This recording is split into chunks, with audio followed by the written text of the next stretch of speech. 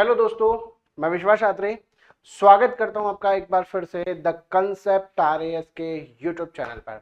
दोस्तों, जैसा मैंने आपसे वादा किया था, जैसा मैंने आपसे कहा था कि मैं आपको अगली क्लास में जो लैब असिस्टेंट है उसके आए हुए पुराने पेपर्स का विद प्रूफ आंसर्स लेकर के आपके सामने हाजिर होऊंगा तथा उसको समझते भी जाएंगे। तो उसी सेशन में जो लास्ट भर्ती परीक्षा थी अपनी, उसके अंदर जो बायोलॉजी के क्वेश्चंस थे, उस बायोलॉजी के क्वेश्चंस को विद प्रूफ मैं आपके सामने यहां लेकर के आया हूं। और आगे भी मैं आपको यही बताता रहूंगा कि अगर आपको आपका कॉम्पिटिटिव एग्जाम्स पास करना है, अगर आपको चाहिए कि हम इस पोस्ट पर बैठे, उस पोस्ट को हम निकाल सकें, तो मेरे द्वारा बताई गई जितनी भी किताबें हों, उन सभी किताबों को आप विशेषकर गौर से पढ़ेंगे, क्योंकि मैं जो बात करूंगा वो केवल ऑथराइज की बात करूंगा। मैं आपको किसी गाइड की प्रॉपर सजेशन नहीं दूंगा। हाँ, लेकिन मैंने लास्ट वीडियो में कुछ एक आध गाइड का भी नाम बताया था, कुछ और चीजों का नाम बताया।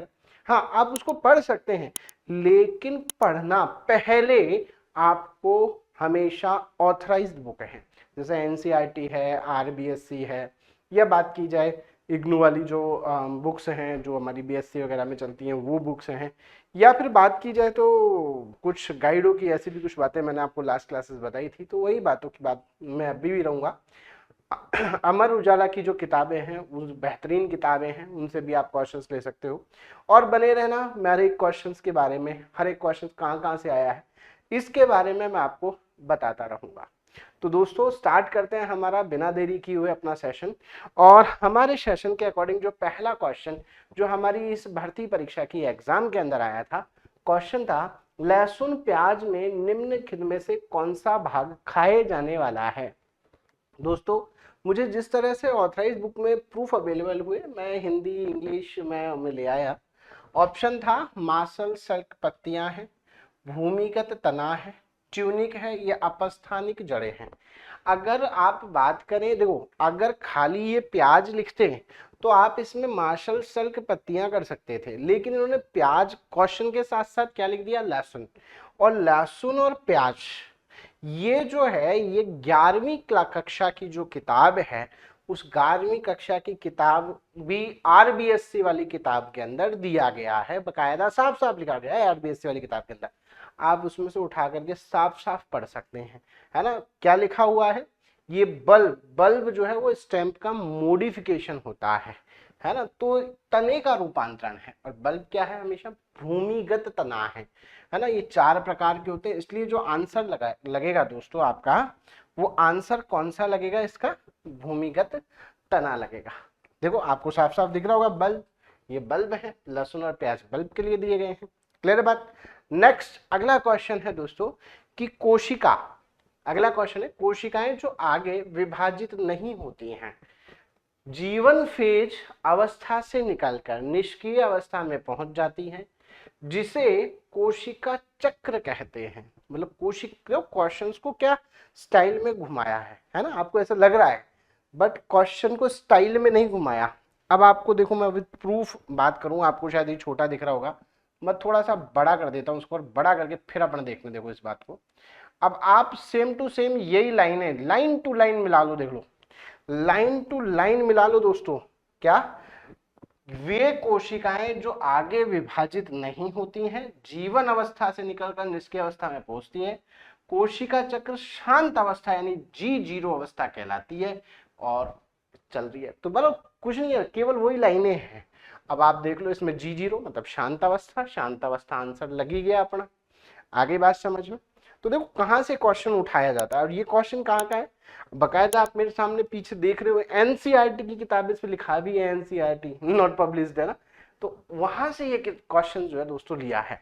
अगला क्वेश्चन है दोस्तों फिर से, दृढ़ोत्तक की कोशिकाएं, कौन सी, दृढ़ोत्तक की कोशिकाएं, कोशिका भित्ति किससे बनी होती है।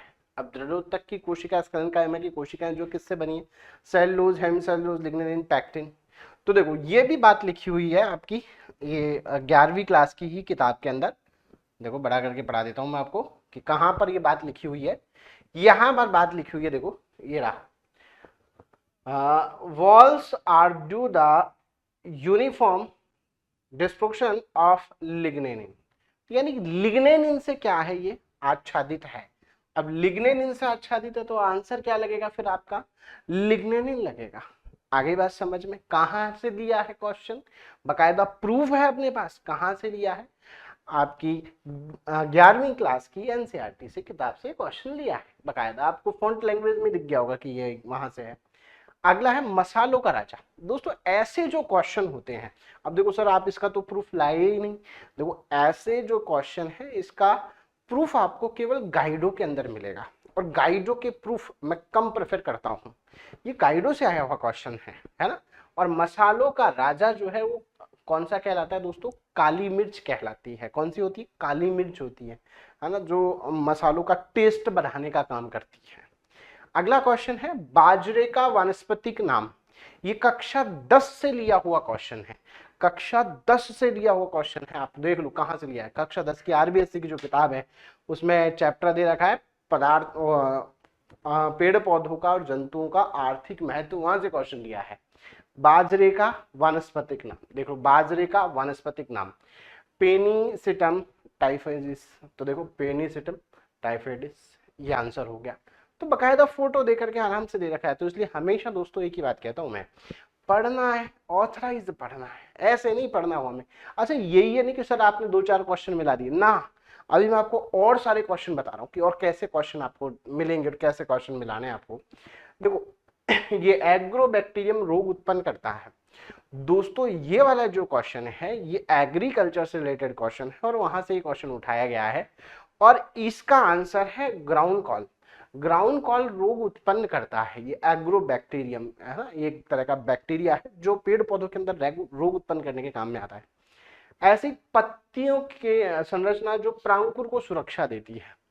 दोस्तों आपने देखा होगा जब अपन कोई भी पौधा जब उगाते हैं तो वो पहले ऐसे निकलता है, उसमें से यहाँ से मूलांकुर निकलते हैं, ये इसके ऊपर सुरक्षात्मक एक आवरण होता है।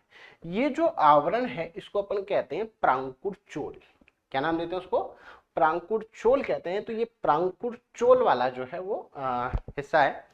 मैंने इसका प्रूफ भी लिया लेकिन शायद यहाँ अपलोड करना मेरे दिमाग से निकल गया इन सारे क्वेश्चनों के साथ साथ, कोई ना, आपको फिर अपलोड करके आपको आज साथ साथ बता दिया जाएगा। नेक्स्ट अगला है सेरेप्रिन औषधि, ये भी दोस्तों कक्षा 10 से लिया हुआ क्वेश्चन है।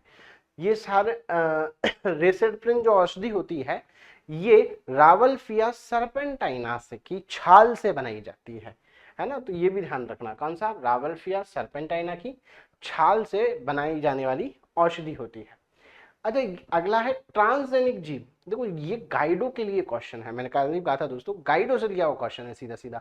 और वैसे भी ये क्वेश्चन तो आपको हर एक बुक में मिल जाएगा, इसलिए मैं इसका प्रूफ नहीं लाया, क्योंकि हर एक बुक में कि सुनहरे चावल की गोल्डन राइस की बात करेंगे तो विटामिन ए जो है वो आपको दिखेगा। अब देखो खाने योग्य जड़ें किस में पाई जाती हैं, वो चीजें जिसकी जड़ें अपन खाते हैं। चावल में जड़ नहीं खाते हैं, आलू में सर जमीन में से खोद के खाते हैं, रुक जाओ अभी, अदरक सर इसमें तो ये तनाई होता है, तो ये तो गलत हो गया। आलू, कंफ्यूजन आलू का और शकरकंद का, दोनों एक जैसे। दोस्तों आलू जो है ना, देखो यहाँ लिखा हुआ है साफ साफ, आलू पोटैटो ट्यूबर है, ट्यूबर है, ट्यूबर क्या चीज है, ट्यूबर।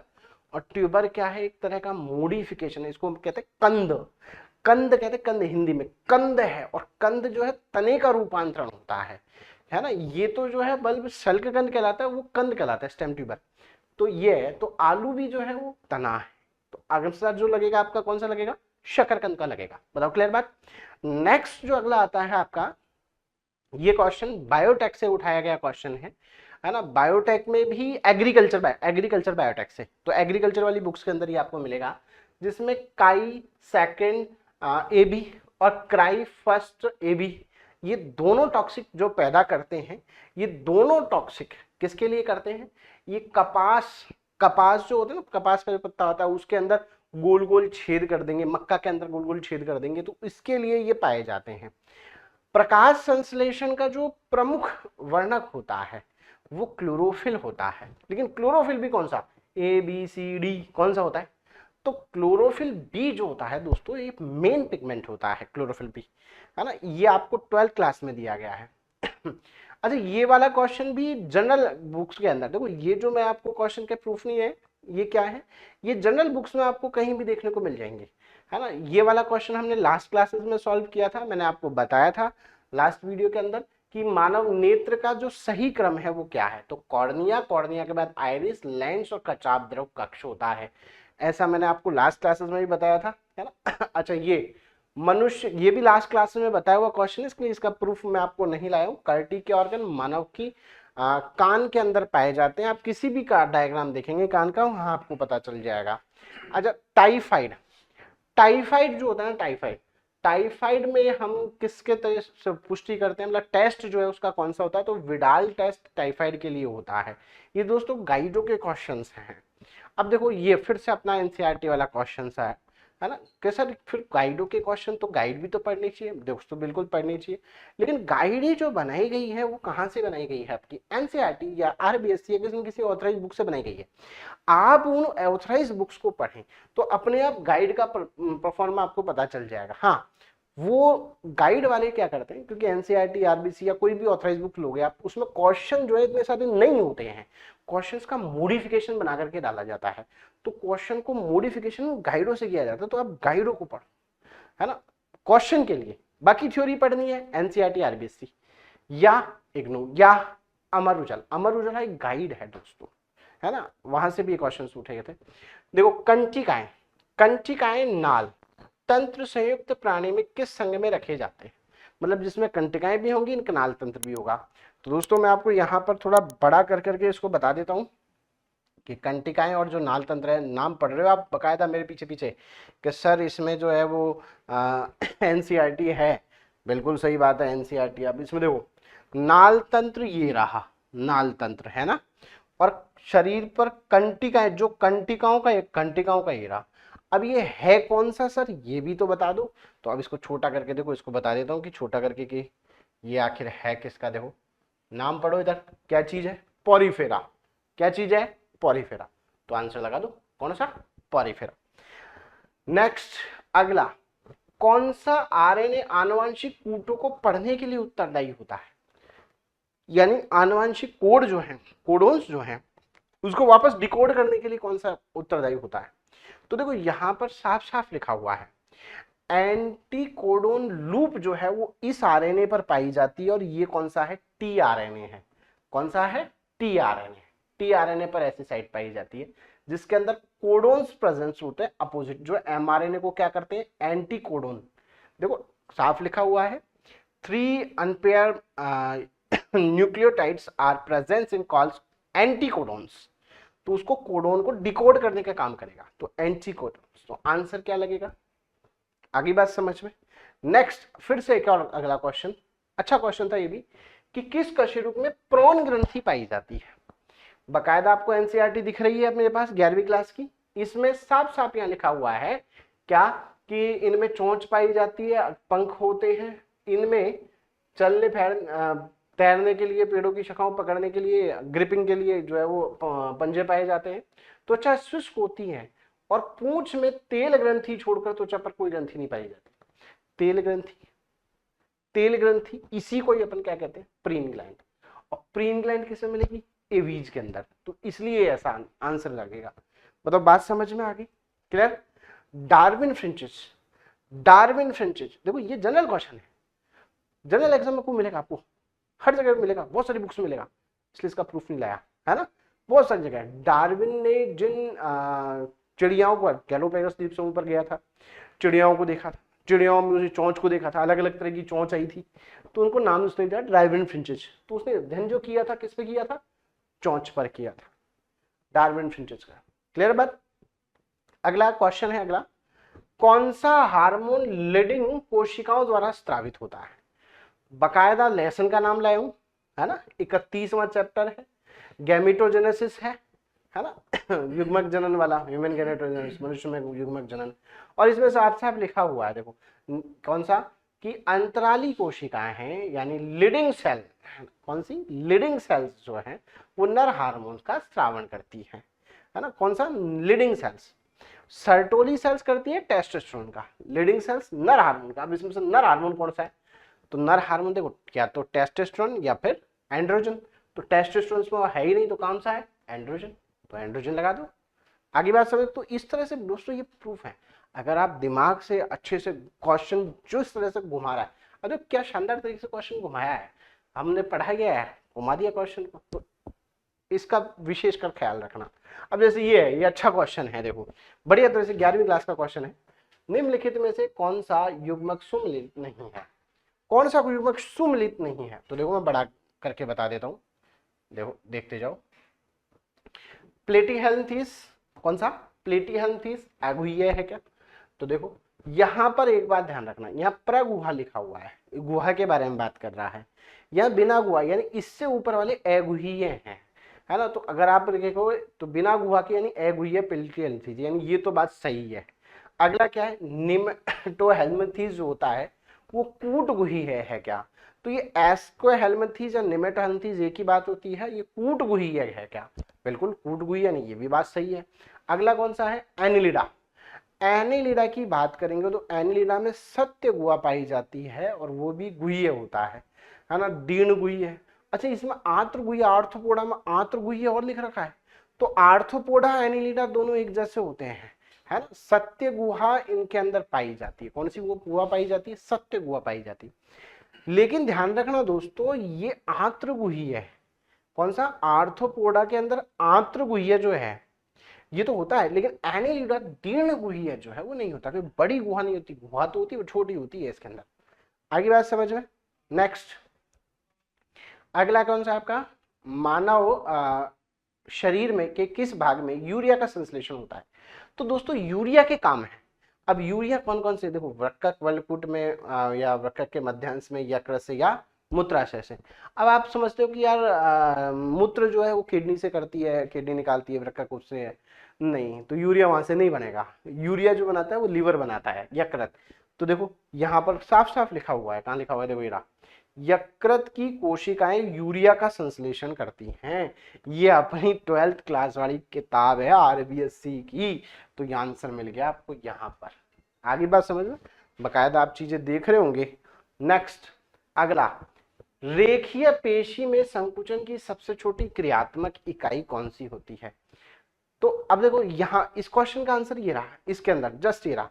देखो रेखित पेशियां, ऐच्छिक पेशियां, कंकाली पेशियां, कंकाली पेशियों को रेखित पेशियां भी कहते हैं अपन, है ना, क्योंकि ये पेशियां लंबी बेलनाकार बहुकेंद्र की होती हैं इसलिए। क्लियर है बात?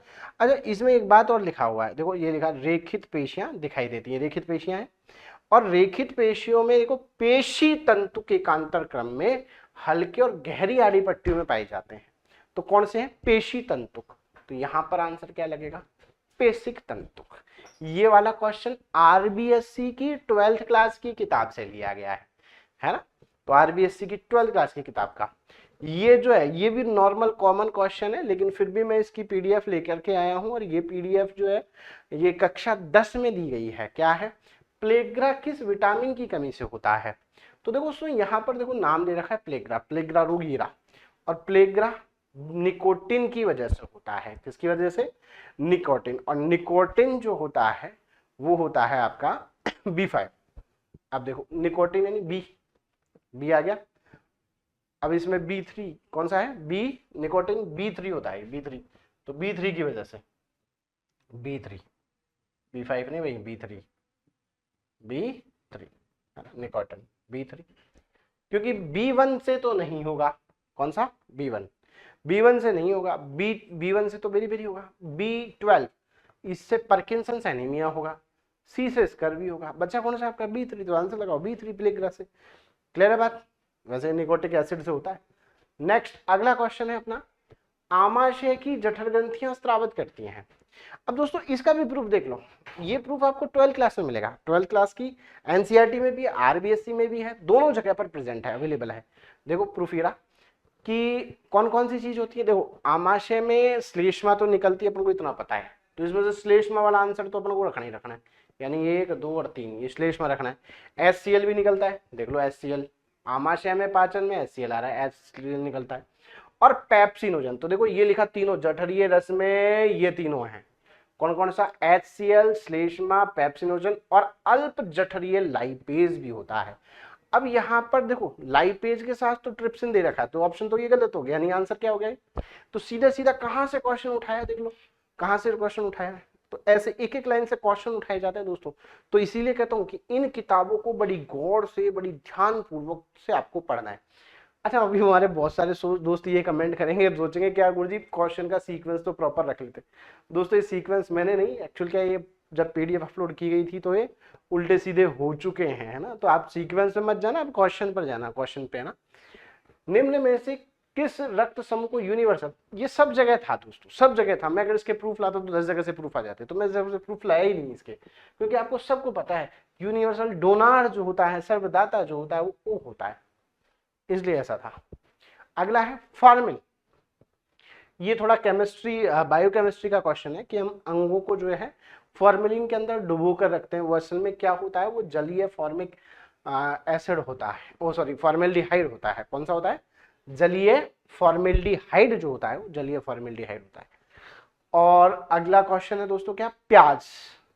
प्याज एक रूपांतरित है। तो अगर अपन इसी पेपर में दोनों क्वेश्चन पूछे हैं तो ये यही पूछना चाहता है कि वो क्या चीज है आखिर में। तो क्या है? बल्ब। बल्ब क्या है? तना। तना। तना, तो तना आंसर करेंगे।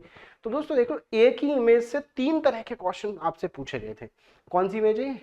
RBSC की NCERT की 11वीं क्लास की किताब है। अब उससे क्वेश्चन पूछे गए थे, देख लो। और अगला है आयोडीन। दोस्तों कॉमन क्वेश्चन है, इसलिए इसका आंसर नहीं लेके आया, वो प्रूफ नहीं लेके आया, कॉमन क्वेश्चन है। आयोडीन हमारी थायराइड ग्रंथि से रिलेटेड है, टेट्राएडोथायरो। जो बच्चे साइंस पढ़े हुए लिखे हैं थोड़े बहुत, वो सब जानते हैं। तो दोस्तों इस तरह से ये हमारा सारा का सारा पेपर था, जो मैंने आपको विद प्रूफ बात करिए कि क्वेश्चन आखिर उठते कहां से हैं।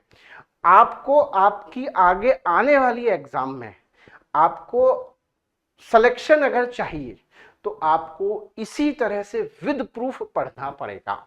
और उसके लिए आपको NCERT, RBSC, हम अमर उजाला, इग्नू वाली बुक्स हैं, ऐसी बहुत सारी बुक्सों को पढ़ना पड़ेगा।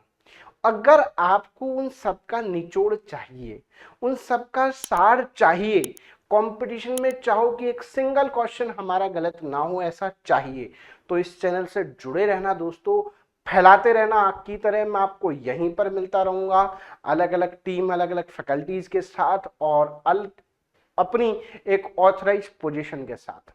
मिलूंगा आपसे अगले वीडियो में कुछ अच्छे, मजेदार और शानदार चीजों के साथ। तब तक के लिए इजाजत।